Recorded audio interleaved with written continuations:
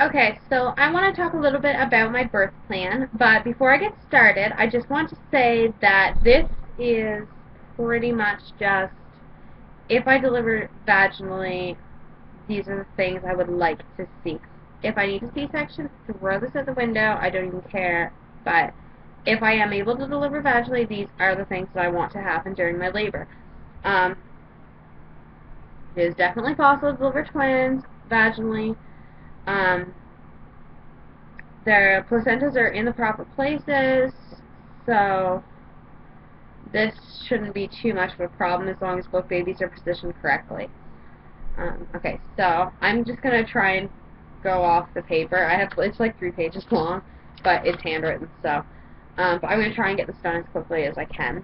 So to start off, I just have like my name, my partner's name, due date, doctors, hospital, stuff like that. Okay, so before labor, as long as the babies and I are healthy, I do not wish to be induced until it is necessary, preferably 7 to 10 days past my due date, which chances are I'm not going to go that far past, but if possible, I do not want to be induced. I am supportive of fetal assessment prior to delivery whenever needed. At my hospital, they do fetal assessment starting at like, I don't know how many weeks, but you just go in and get assessed and get an ultrasound and stuff, and you're hooked up to a monitor for an hour or something like that, just to monitor heartbeats and contractions and everything. Please explain all procedures which may be used to induce or speed labor or the oncoming onset of labor. Examples is like the gel or stripping of the membranes. I want to be notified of when this is happening, why this is happening, everything like that. I'd like to be checked for dilation beginning at 30 weeks.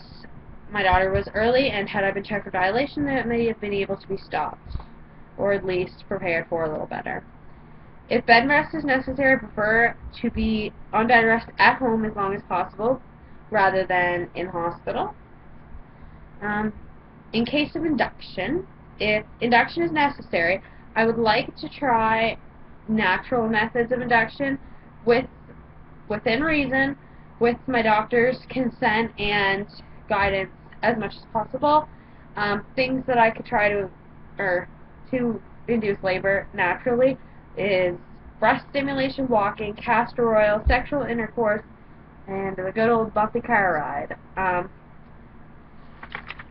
If medical induction is necessary, I want Pitocin to be given as a final option. So sweeping of the membranes, the gel, the little pill thing, Servidil or whatever. I would like Pitocin to be given as a final option. During labor, so during my labor, I would like just me and my partner to be present. If I request my mother to be there, I would like her to be there only if I request it. Other than that, I do not want anybody else in the room. And then I have written, do not allow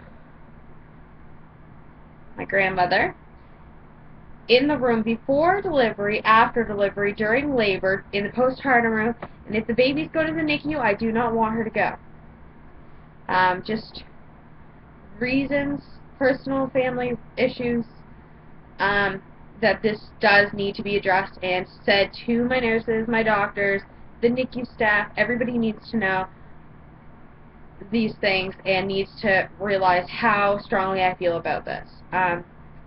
So during my labor, I would like the room to be as dark as possible and preferably not heated any more than what it needs to be. I'd like it cold. I don't even care if they just keep the bathroom cold and let me stand in there cold, but I'm not a hot person. I don't like being hot. It's not comfortable for me. While I'm laboring, I would like to have access to the birthing ball, squatting bar. I would like to be able to walk around, get out of the bed, and use the shower and tub if everything's going good, and I can do that. At our hospital, there's only one birthing suite that has a tub, so if I can get the tub, I would like the tub. If not, shower's fine. Pain relief medication. Please do not offer me any pain relief unless I request it. Do not administer any medications, including antibiotics, Pitocin, or pain relievers, unless I am notified why I'm getting these things, why you're giving me these IVs, what it's for, what it's going to do, and I want to give permission for these things. When I had Callie, they gave me fentanyl without asking me. They gave me an IV. They gave me Pitocin without telling me that I was getting Pitocin, and I really didn't need Pitocin. I was in active labor when I got to the hospital. I don't know why they decided to give me Pitocin, but I do not want it this time, unless I need it. Tell me what it is you're giving me before you give me anything. Do not give me Pitocin before or after delivery unless it is absolutely necessary. Monitoring, I expect continued monitoring for the twins, either internally or externally, whichever one they need to do. Second stage of labor. I want to push when I feel the urge to push. I do not want to be told when to push. And I do not want to push before I'm ready. I want my body to tell me when to push. I want to push with my body. I know my body knows what it's doing. This might be a little bit of TMI, but if I tell you that I need to poop, listen, please. The nurses didn't listen to me. I knew it. They're like, no, that's just the baby, but I know my body. I'm sorry, but I do. So, if I tell you that, please take it seriously. Basically is what this says. I would rather not have an episiotomy. I would rather tear naturally. And local anesthetic can be used to repair tearing.